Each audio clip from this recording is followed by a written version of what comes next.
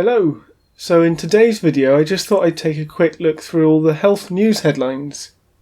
So first up, The Independent has this article, Air pollution linked to condition that causes blindness in major UK study. So basically people who live in high pollution areas are at least 6% more likely to have glaucoma than people in less polluted areas.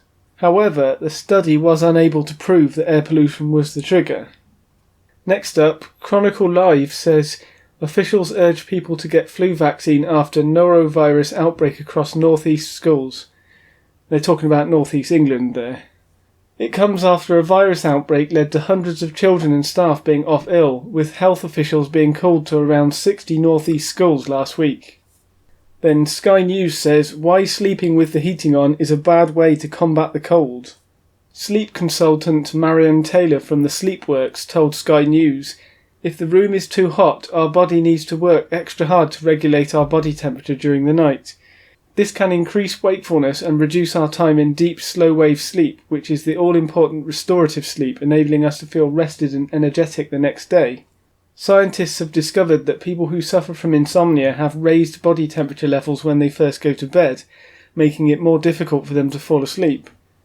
The result of this is an increased state of arousal as their bodies need longer to lose that excess heat, which is causing them to stay awake. For the best possible night's sleep, it is recommended that you drop your core body temperature by having a hot bath or shower between 40 minutes and an hour before you go to bed. The subsequent drop in body temperature aids production of the sleep hormone melatonin, which can be stifled if the room you sleep in is too hot. Now this is an interesting one because you would think that having a hot bath or shower makes you hotter, but it turns out having a hot bath or shower cools you down. Apparently it's because the blood all rushes to the surface of your skin to cool you down, and then when you get out of the bath or the shower, you're in cooler air than the water you were in, so then your body cools down. Next up, The Telegraph says cancer patients have an up to 10 times increased risk of dying of heart disease, major research shows. Experts said common cancer treatments such as chemotherapy and radiotherapy could increase the chance of heart disease, but they said it was also possible that lifestyle factors such as being overweight, not exercising or drinking too much alcohol, which increase the risk of cancer, could also explain the increased risk of heart disease. Next we have dog owner 63 dies after suffering multi-organ failure when his pet licked him. And there we have a picture showing his awful skin during the time of the illness. Tests showed that the bacteria I'm not going to try and pronounce that. Anyway, they also got the grammar wrong there because it should be bacterium. Bacteria is the plural, bacterium is the singular.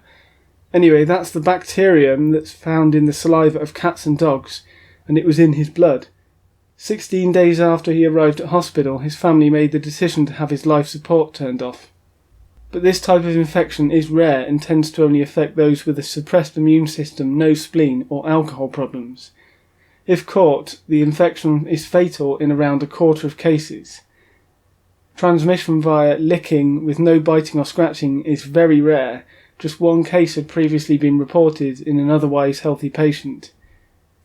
Next, The Express says lung cancer symptoms, 3 major clues in a person's hand that could signal the disease. So here they're talking about something called finger clubbing. This is when specific changes in the shape of your fingers and fingernails happen. It is also called digital clubbing or Hippocratic fingers. People with heart or lung problems sometimes have these changes. Finger clubbing happens in more than 3 out of 10 people with non-small cell lung cancer, but only about 4 out of 100 people with small cell lung cancer. Well, that doesn't really mean anything to me. I don't know what small cell lung cancer is and non-small cell lung cancer is. I don't know what the difference is. But anyway, it also says you may also get mesothelioma. I think I've pronounced that right. Other signs in the hand. Finger clubbing happens in stages and the base of the nail will become soft and the skin next to the nail bed becomes shiny.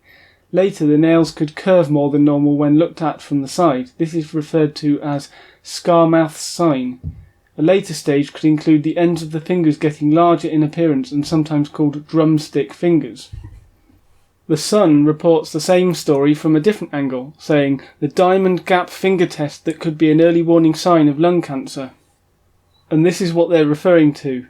If you do that position with your fingers, you should have a little diamond space in there between your fingers.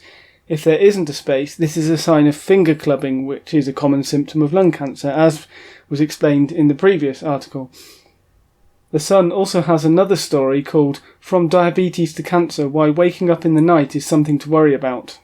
If you struggle to sleep at night, it might be a sign of something more serious. For example, diabetes, anxiety and depression, cancer, sleep apnea, smoking, urination, and screen noise. Many millennials these days struggle to get to sleep due to spending too much time on their phones. And the Mirror says, Dr. Miriam Stoppard, at last a drug bringing hope to tackle Alzheimer's. In a new assessment of more than 3,000 people, the drug at high doses relieved symptoms in patients who were caught early. They had a 25% less mental decline after 18 months. Patients who took the new drug, which I won't try to pronounce, had better cognition, memory and language and were able to live independently for longer, including performing household chores and travelling on their own. Next up, the Express says, iron deficiency symptoms, 7 signs in your mouth that could signal a lack of iron. Signs on the tongue include the tongue being swollen, sore, looking pale and feeling strangely smooth. Signs on the outside of the mouth to look out for are having a dry mouth, sore red cracks at the corners of the mouth or mouth ulcers. The Express also has an article about diabetes, saying eating this winter spice could lower blood sugar. And the spice they are referring to is cinnamon. Research investigating the effects of cinnamon on blood sugar has shown that cinnamon has been shown to decrease the amount of glucose that enters your bloodstream after a meal, reducing the risk of blood sugar spikes. Cinnamon does this by interfering with numerous digestive enzymes, which slows the breakdown of carbohydrates in your digestive tract.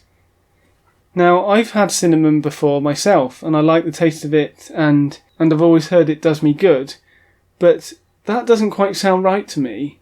It interferes with the digestive enzymes.